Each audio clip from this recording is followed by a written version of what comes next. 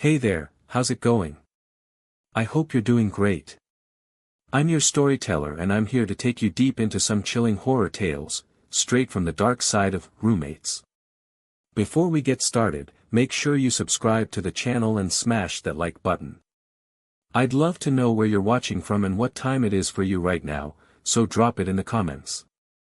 When you're ready, find a comfortable spot, dim the lights, relax. And let's step into the shadows together. It was a rainy night, the sky covered in darkness, and the sound of raindrops made the silence even heavier. Lightning flashed in the distance, followed by rolling thunder. Far away from the city, hidden in the middle of a forest, stood an abandoned railway stop known as Station Number 6. The station had been shut down for many years, no trains ever stopped there anymore. But locals whispered about something strange. Every night, exactly at midnight, an old steam engine appeared on the tracks. Its coaches were not filled with living passengers but with the shadows of the dead. That night, the story's main character, an accountant returning late from the city, was forced to stop near the station because of the heavy rain. The buses had stopped, the roads were flooded, and there was nowhere else to go. So he decided to wait on the deserted platform until the storm calmed down. The station was almost pitch dark, lit only by a single flickering yellow bulb. Everything was silent, yet he couldn't shake off the feeling that unseen eyes were watching him. Suddenly, the air carried a faint whistle, the kind an engine makes when approaching from far away. He laughed nervously at himself. No trains ran here anymore. But then, out of nowhere, the old rusted loudspeaker crackled to life and a broken announcement echoed across the empty platform. Train number, arriving on platform 1, his heartbeat raced. He looked around, but the place was still empty. The announcement kept repeating, louder each time. The ground beneath his feet began to tremble. From the fog ahead, a black steam engine slowly rolled into view, its headlight weak and flickering. The train stopped right in front of him, and its doors creaked open by themselves. Inside, a dim yellow light revealed the outlines of passengers sitting silently in their seats. Their faces were pale, their eyes empty, their expressions lifeless. They looked less like people and more like shadows frozen in place. A voice, barely a whisper, reached his ears, *, come in, don't be late. This is the last ride. * He tried to step back, but his legs felt heavy, as if the ground itself had locked him in place. Whispering voices swirled all around him. I've been sitting here for 50 years, said one. I never reached my destination, whispered another. Their murmurs merged into a terrifying hum that rattled his mind. He wanted to scream, to run, but his body was numb. His own hand lifted against his will, reaching for the open door. His feet started moving forward as if an invisible force was dragging him in. Before he could resist, he found himself inside the coach. The door slammed shut behind him. Outside, the station faded away into mist. The train began to move slowly, and the passengers all turned their hollow eyes toward him. Slowly, their empty faces twisted into wide, eerie smiles. He looked out the window one last time and saw Station Number 6 disappearing into the night. A cold shiver spread through his chest. It was then he understood, he would never return. He had become the newest passenger of the midnight train, the final rider of Station Number 6. From now on, every night at 12, the train would come back, hunting for the next soul to claim. The rain kept pouring, thunder cracked across the sky, and the flickering yellow bulb at the abandoned platform blinked on and off. The next morning, villagers passing by found his bag lying on the broken bench. But he himself was gone, nowhere to be seen. They only say one thing now. Whenever the ghost train arrives, if you look carefully into the windows, you'll always notice a new face among the dead, a face that once belonged to a living man.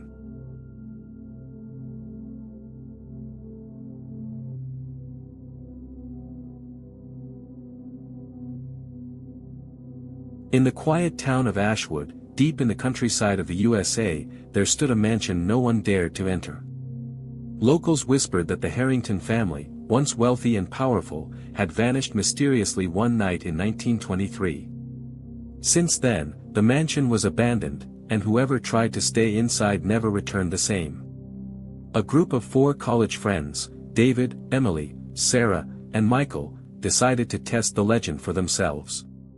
They planned to spend an entire night inside the mansion for a documentary project. At first, everything seemed like a game. They laughed, explored the dusty hallways, and recorded every corner with their cameras. But as the clock struck midnight, the atmosphere changed. Shadows moved on the walls without light, whispers floated in the air, and the sound of footsteps echoed when no one was walking. Emily discovered an old diary in the library. It belonged to Eleanor Harrington, the youngest daughter. The diary revealed that her family had been part of a secret cult that practiced dark rituals inside the mansion. They believed the mansion was a doorway to another world, and on that final night, they performed a ritual that went terribly wrong. Eleanor's last entry ended with the words, "They are here. We are not alone anymore." Soon after, Sarah heard someone calling her name from upstairs. Against everyone's warnings, she followed the voice and disappeared into the attic. When the others went looking, they found her standing in front of an old mirror, whispering in a language none of them understood. Her eyes were blank, her reflection in the mirror moved differently, and suddenly, she screamed and vanished inside the glass. Panic spread. The 3 remaining friends tried to escape, but every door led them back into the same hallway. The mansion twisted itself like a maze, trapping them. Michael began to lose his mind, claiming he could see the Harrington family walking through the walls, staring at him with hollow eyes. David tried to hold the group together, but the shadows grew stronger, swallowing the light from their flashlights. At 3 a.m., Emily realized that the diary mentioned a final room, a place where the cult had sealed their fate. They decided to find it, hoping it was the only way out. After wandering endless corridors, they found a hidden staircase leading underground. The basement smelled of blood and burnt wood. Symbols covered the walls, and in the center stood a giant black door, chained shut. As they approached, the chains rattled and broke on their own. The door opened slowly, revealing a void of endless darkness. From inside, ghostly hands reached out, pulling Michael into the abyss before David and Emily could stop it. His screams echoed until silence returned. Terrified but desperate, David and Emily tried to close the door, but the darkness was alive, whispering their names, promising them release if they just stepped inside. Emily, trembling, realized that the diary wasn't just a warning, it was an invitation. Eleanor herself had been trapped inside and wanted others to join her. Before David could stop her, Emily stepped into the darkness, vanishing like the rest. David, left alone, fought to resist, but the void pulled him closer and closer. With one last scream, he was swallowed whole. By dawn, the mansion stood silent again. Their cameras lay scattered on the dusty floor, recording nothing but static. Weeks later, locals who dared to peek inside found the footage but never the friends. The story became another warning, another layer to the legend of the Harrington mansion. Even today, on stormy nights, people claim to see 4 shadows in the mansion windows, whispering, waiting for someone new to join them. And those who dare to step inside, never return.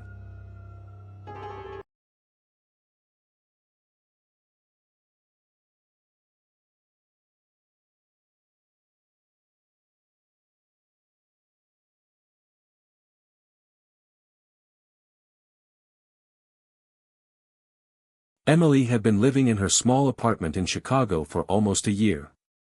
The nights were always quiet, the streets outside dimly lit, and she often comforted herself with the thought that the silence meant safety. That night, however, something felt different. The air felt heavier, her chest tight as though the walls were closing in. She scrolled endlessly on her phone, trying to distract herself, when she suddenly heard a knock on the door. The sound was soft at first, just a polite tap. She frowned, glanced at the clock on the wall, and felt her stomach drop.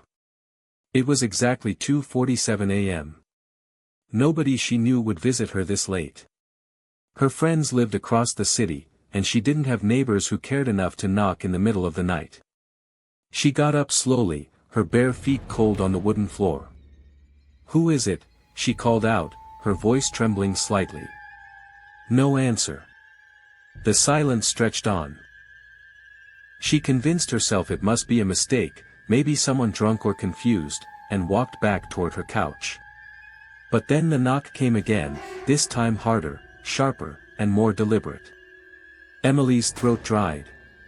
She forced herself toward the door and pressed her eye to the peephole. The hallway was empty. No one stood outside. She held her breath, listening, but the air was still. A strange unease spread through her. Her phone buzzed suddenly in her hand. The vibration startled her so much she nearly dropped it. She unlocked the screen and saw a new text from an unknown number. The message read, "I'm already inside." Her entire body went cold. She turned her head slowly, scanning her apartment. The kitchen was dark, the living room dim except for the glow of her phone, and the hallway stretched toward her bedroom, cloaked in shadows. At first, she saw nothing. But then, at the far end, just beyond the flickering bathroom light, a shape seemed to be waiting. Tall. Still. Watching. She blinked, and for a moment it vanished, swallowed by darkness. She tried to convince herself it was her imagination. But then the bathroom light flickered again, and the figure was closer now, half hidden in the shadows. She could see the faint outline of a face, smiling. Her heart pounded in her chest, every instinct screaming to run. But where? The door? The windows? She wasn't sure she could reach them before it reached her. Another buzz came from her phone. Another message, "Don't scream. I like it when they're quiet." Her knees weakened, and she stumbled backward. Every shadow in the apartment now felt alive, crawling closer. She grabbed a kitchen knife with trembling hands, trying to steady her breathing. The hallway was darker than before, and the figure was gone. Or hiding. She strained to hear, but the silence was broken only by the faint creak of a floorboard, inside the apartment. The minutes dragged into what felt like hours. She locked herself in the bedroom, clutching the knife, listening to faint footsteps outside the door. The sound circled the room, slow, patient, as if it knew she had nowhere to go. Then, silence again. Hours passed like this, shifts of footsteps, whispers that didn't belong to her, and the constant flicker of the lights. By morning, Emily opened the door cautiously, thinking maybe it was over. The apartment looked empty. She convinced herself she had imagined it, that stress and fear had tricked her senses. But when she walked into the living room, her phone lit up again. Another message appeared on the screen, "You look pretty when you're sleeping." She dropped the phone, her breath catching in her throat. She realized with bone-deep horror, the stranger hadn't left. The apartment still felt occupied, the shadows still too heavy. And as she turned her head toward the couch, she swore she saw the same smiling figure sitting comfortably, waiting for her to notice. The nightmare was just beginning.